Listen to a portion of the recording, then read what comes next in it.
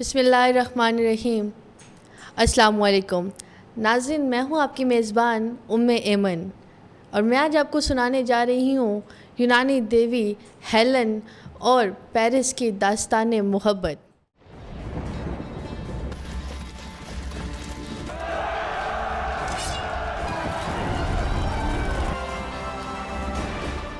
ناظرین، دنیا کی تاریخ میں محبت کی کئی داستانیں رقم ہوئی۔ محبت انسان کے دل میں روشنی اور امید جگاتی ہے، مگر کچھ محبتیں ایسی ہوتی ہیں جو شہروں کو جلا کر پھونک ڈالتی ہیں، سلطنتوں کو گرا دیتی ہیں اور ہزاروں لاکھوں لوگوں کی زندگیوں کو راکھ کے ڈھیر میں بدل دیتی ہیں۔ آج میں آپ کو ایسی ہی محبت کی داستان سنانے جا رہی ہوں جس نے 3000 سال پہلے دنیا کے نقشے کو تبدیل کر دیا۔ اس محبت کے نتیجے میں انسانی تاریخ کی سب سے بڑی لڑائی ٹروجن وار لڑی گئی۔ شہر تباہ، سلطنتیں ویران اور لاکھوں افراد مارے گئے۔ لیکن اس جنگ کا سب سے دلچسپ پہلو یہ ہے کہ 3000 سال پہلے یہ جنگ انہی علاقوں میں لڑی گئی جو آج بھی ایک دوسرے کے حریف ہیں۔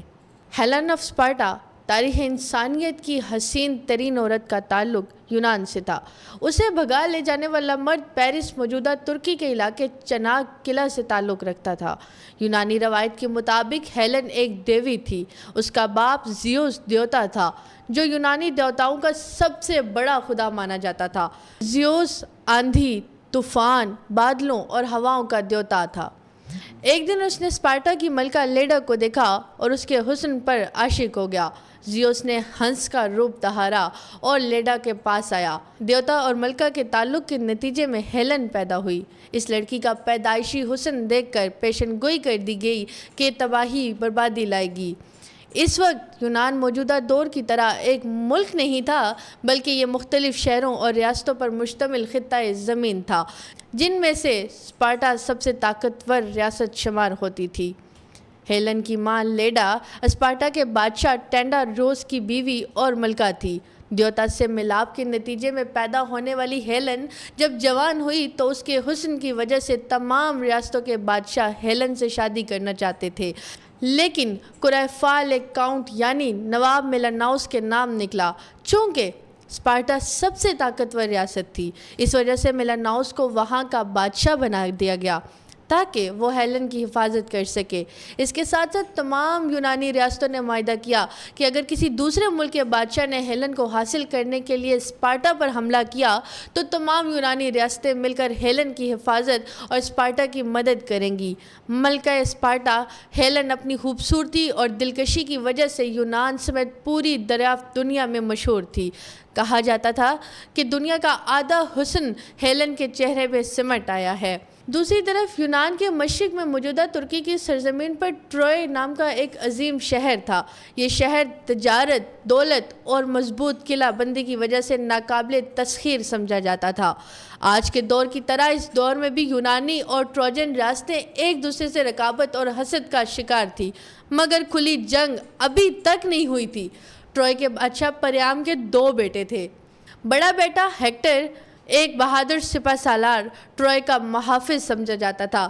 چھوٹا بیٹا پیرس ایک نوجوان شہزادہ حسین، حسن پرست اور رومانوی مزاج رکھتا تھا۔ ٹروئے کے بادشاہ پریام نے یونان اور ٹروئے کے تعلقات بہتر بنانے کے لیے پیرس کو بحیثیت سفارتکار اسپارٹا بھیجا، جہاں دربار میں اس کی نظر ملکہ ہیلن پر پڑی۔ کہتے ہیں کہ جیسے ہی پیرس نے ہیلن کو دیکھا، ہیلن کی خوبصورتی نے اسے مجنوں بنا دیا۔ پیرس سفارتکاری کی بجائے ہیلن کی محبت میں گرفتار ہو گیا۔ اسے پانے کی آگ اس کے سینے میں بھڑک اٹھی۔ نظروں کے تبادلے کے دوران ہیلن کے دل میں بھی پیرس کے لیے ہلکی سی کشش پیدا ہوئی۔ خفیہ ملاقاتوں کا سلسلہ جاری ہوا۔ اسپارٹا کی سخت زندگی، سیاسی دباؤ اور حسن کے گرد پہرہ داری کی وجہ سے ہیلن خود کو قیدی محسوس کرتی تھی۔ بادشاہ میلاناؤس کی سنجیدہ فطرت بھی ہیلن کو پسند نہ تھی۔ پیرس کی نرم گفتاری اور رومانوی طبیعت نے اسے پہلی بار آزادی کا احساس دلایا۔ کم وقت عشق نے دونوں کو اسپارٹا سے بھاگنے پر مجبور کر دیا۔ پیرس ہیلن کو اپنے ساتھ ٹروئے لے گیا۔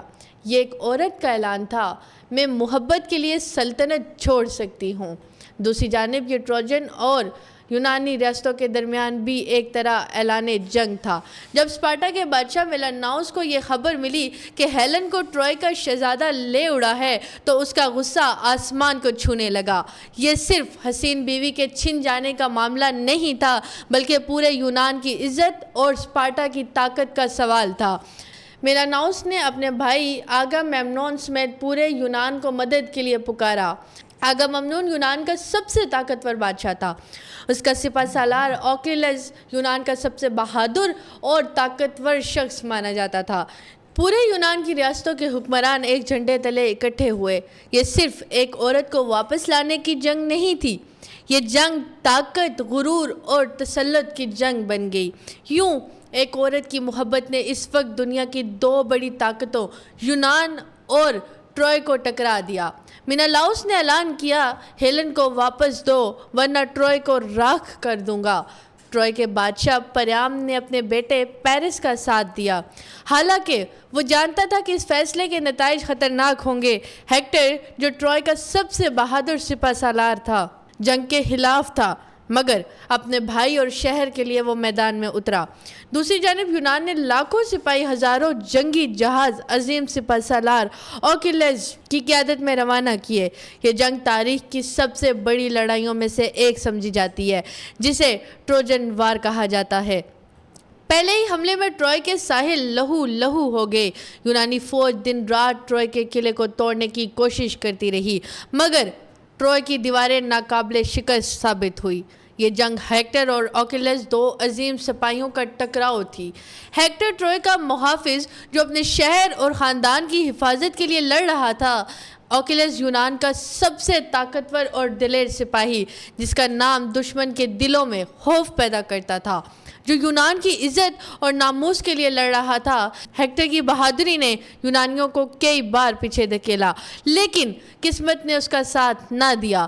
ایک فیصلہ کن لڑائی میں اوکیلز نے ہیکٹر کو قتل کر دیا۔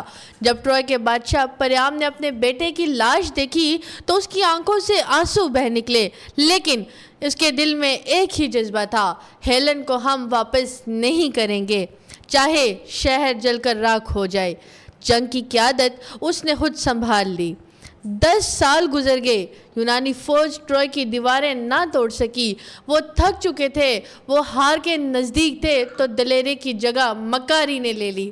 اولیسس یونان کے ایک جزیرے کا کمزور بادشاہ لیکن ذہین اور چالاک سپہ سالار تھا۔ ٹروائے کی جنگ کے دوران جب 10 سال تک یونانی فوج ٹروائے کا قلعہ فتح نہ کر سکی، اولیسس نے دھوکہ دہی کا منصوبہ بنایا۔ اس نے ایک بڑا لکڑی کا گھوڑا ٹروجن ہارس تیار کرایا، اس کے اندر سپاہیوں کو چھپایا، باقی فوج کو ہار مان کر واپس جانے کا ڈھونگ رچایا۔ اس زمانے کی روایت کے مطابق گھوڑا بطور تحفہ ٹروائے کے دروازے پر چھوڑ دیا۔ ٹروائے کے لوگ فتح کی علامت کے طور پر گھوڑا اندر لے گئے۔ وہ جشن منا رہے تھے، نشے میں ڈوبے ہوئے تھے۔ رات کے اندھیرے میں یونانی سپاہی گھوڑے سے نکلے، قلعے کے دروازے کھولے۔ منصوبے کے مطابق یونانی فوج اندر داخل ہو گئی۔ انہوں نے شہر کی اینٹ سے اینٹ بجا دی، شہر کو جلا کر مکمل تباہ کر دیا۔ دیوتا اس دھوکہ دہی سے سخت ناراض ہوئے۔ جنگ کے بعد اولیسس کا وطن واپسی کا سفر انہوں نے دشوار گزار بنا دیا۔ یہ سفر بھی ایک عظیم داستان بن گیا جسے ہومر کی مشہور نظم دی اوڈیسے میں بیان کیا گیا ہے۔ اولیسس اس بات کی علامت ہے کہ عقل اور حکمت کبھی کبھی تلوار سے زیادہ طاقتور ہوتی ہیں۔ پیرس بھی جنگ کے آخری دن مارا گیا۔ ہیلن زندہ رہی مگر اس کی محبت موت اور تباہی کا استعارہ بن گئی۔ مینالاؤس ہیلن کو واپس اسپارٹا لے گیا، لیکن وہ ہیلن کو کبھی معاف نہ کر سکا اور ہیلن کا باقی کا وقت قید اور اپنے محبوب کی یاد میں زندان میں گزرا۔ ٹروائے کے ملبے کے ساتھ ہیلن کی محبت کی کہانی بھی تاریخ کے صفحات میں رقم ہو گئی۔ یہ کہانی ہمیں بتاتی ہے کہ محبت جب جنون بن جائے، اس میں سیاست، طاقت اور غرور شامل ہو جائے تو وہ دو دلوں کو نہیں بلکہ پوری سلطنتوں کو جلا دیتی ہے۔ ہیلن اور پیرس کی محبت نے تاریخ کا سب سے خوبصورت شہر راکھ کر دیا اور دنیا کو یہ سچ دکھایا کہ محبت جب عقل کے بغیر ہو تو وہ خواب نہیں، تباہی کا انجام بنتی ہے۔ ٹروائے کے ملبے کے ساتھ ان کی محبت بھی مٹی میں دفن ہو گئی، لیکن محبت کا جنون آج تک زندہ ہے۔ محبت کی کہانی نہیں، یہ انسانی فطرت، جنگ اور طاقت کی وہ مثال ہے جس کا عکس آج کے دور میں بھی نظر آتا ہے۔ امید کرتی ہوں ناظرین آج کی کہانی آپ کو ضرور پسند آئے گی۔ ملتے ہیں اگلی کسی نئی داستان کے ساتھ، تب تک کے لیے اللہ حافظ۔